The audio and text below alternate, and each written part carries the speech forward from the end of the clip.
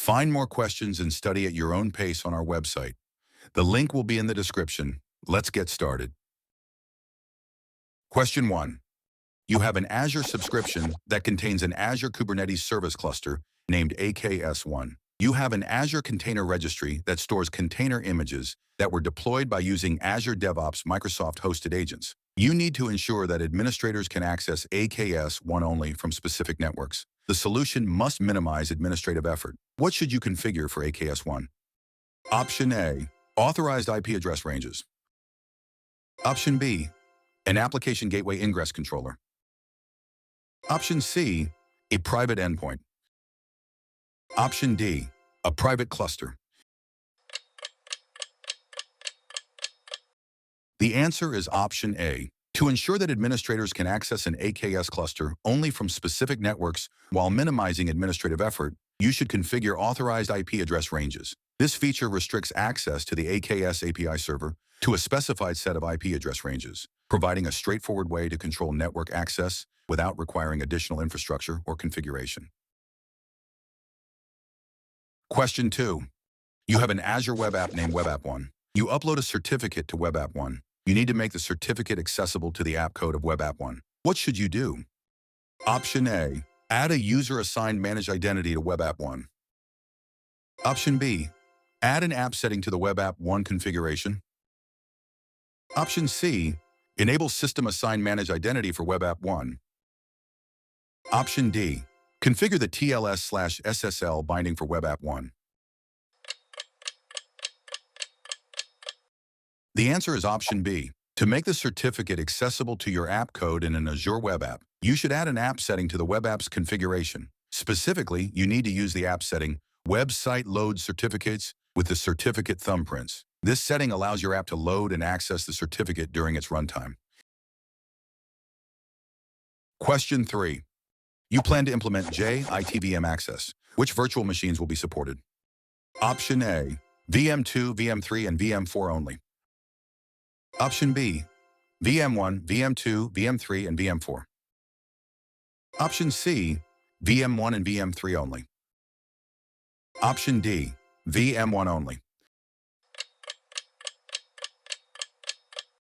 The answer is option A. Just-in-time VM access requires a network security group to be associated with the virtual machine. Based on the options provided, VMs VM2, VM3, and VM4 have NSGs associated with them, making them eligible for JIT access.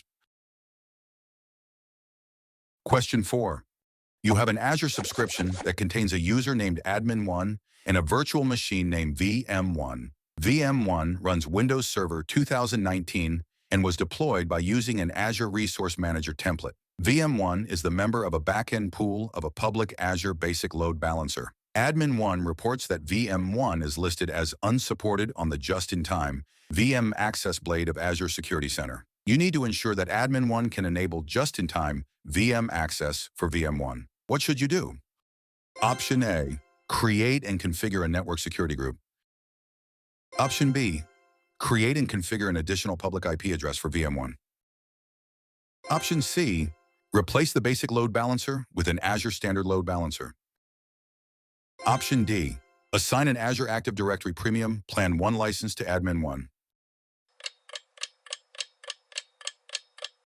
The answer is option A. To enable just-in-time VM access, a network security group must be configured for the virtual machine. NSGs control inbound and outbound traffic to Azure resources, and JIT access relies on these security settings to limit access. Therefore, creating and configuring an NSG is essential to meet the prerequisites for enabling JIT VM access features in Azure Security Center.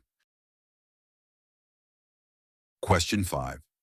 You have an Azure subscription that contains a Microsoft Defender External Attack Surface Management resource named EASM1. You review the Attack Surface Summary dashboard. You need to identify the following insights: deprecated technologies that are no longer supported, infrastructure that will soon expire. Which section of the dashboard should you review?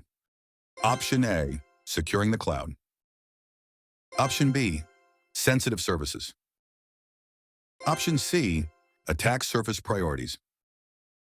Option D, attack surface composition. The answer is option C. The Attack Surface Priorities section is the most likely place to find insights on deprecated technologies that are no longer supported and infrastructure that will soon expire. This section typically highlights critical elements that need immediate attention, including vulnerabilities and upcoming expirations, making it the best fit for the requirements stated in the question. That's all for today's video. Don't forget to check out our website where you can find more questions for this exam. The link will be in the description. Thank you for watching and good luck on your exams.